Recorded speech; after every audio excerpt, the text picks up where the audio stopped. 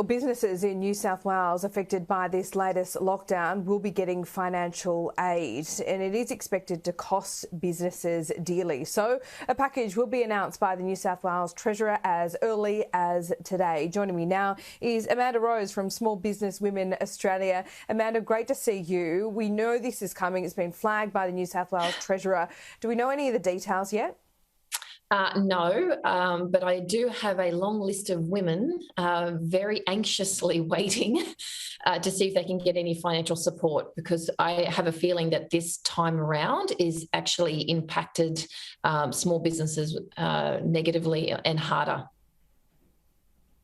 Why do you think this time around is much worse? Because they were getting back into the swing of things. They'd started to build up their cash reserves, and this lockdown was something that wasn't anticipated?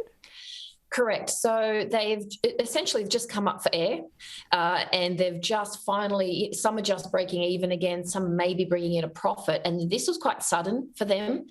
And it's also, especially with the events industry, and we're talking hospitality and it's school holidays, so they've obviously stocked up and they're prepared, and then it's just an instant cancellation overnight. So they've still got bills to pay, rent to pay, staff to pay, but there's no income coming in. And the feedback I'm getting from the community, especially in Greater Sydney, is that this is hitting them harder, not only financially, but mentally as well. So this is actually having an impact on their health, their mental health and physical health. Amanda, that's really sad to hear, actually. We have seen that the JobKeeper no longer exists. The government said that that couldn't go on forever. Fair enough. So the government in New South Wales had put in place a grant system that did work well on top of JobKeeper last time around. Is that going to be enough with a few tweaks, we hope? Well, grants are great. You know, look, it helps with a cash boost, but really what women need, or small businesses in general, and especially women, because let's face it, they're 43% of the small business community are women, and they're the fastest growing small business community in general, is, the government should have a risk management plan. So I'm glad that there's something coming out straight away to help, but it should roll out instantly with the announcement, and cash needs to be into their account within 48 hours, because some of them are living, week by week. Yes, that we need to mentor them and help them, assist them in preparing for future crisis. However, this is something you literally very difficult to plan for, but it's more the fact that it's disheartening for them. So you get $10,000 in a grant or $2,000 here and there, but that's not going to help pay the mortgage. That's not going to help pay the staff. If you've got 10 staff, and then if they lose their job, it impacts their family, and it has this massive ripple effect across the community. Yeah, it all comes down to cash flow, as you say. And last night, the Prime Minister said in a late-night media conference, essentially, that even without a full vaccine rollout, this cycle of lockdowns and restrictions might continue well into next year and even beyond. What's that going to do to some of these businesses? Well, a couple of things. So I've seen some businesses do amazing in completely changing how they generate income. And that's what Small Business Women Australia is helping them with as well, to say, well, how can we find other ways to make a living here?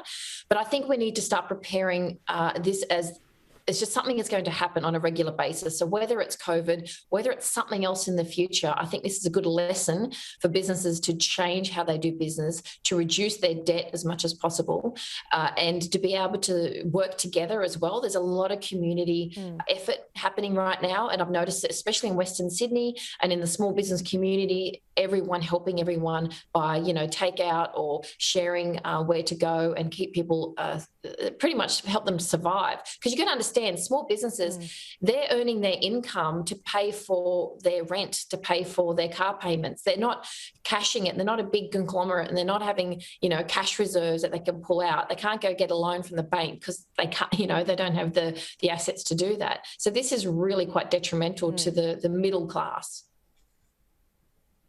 Indeed, Amanda, and it's really hard for those customer-facing businesses, the ones that physically need their customers there, like I'm thinking of gym classes and other businesses that are similar, entertainment venues, hospitality venues and the like. What do you make of a state like South Australia, for example? 0 COVID cases, borders are closed, and they've imposed new restrictions on those very venues. Well, there's plenty I could say about that, but I won't.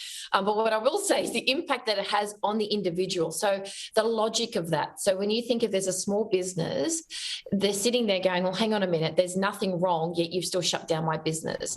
And, that is huge. That the impact of that mentally for people, they can't plan next week, they can't plan next month, they can't plan a year ahead, they can't sign contracts, they can't do anything. So essentially that type of activity from South Australia could eliminate entire industries because people just won't come back. I already have women telling me, we're not going to come back from this. We're just going to shut down our business altogether.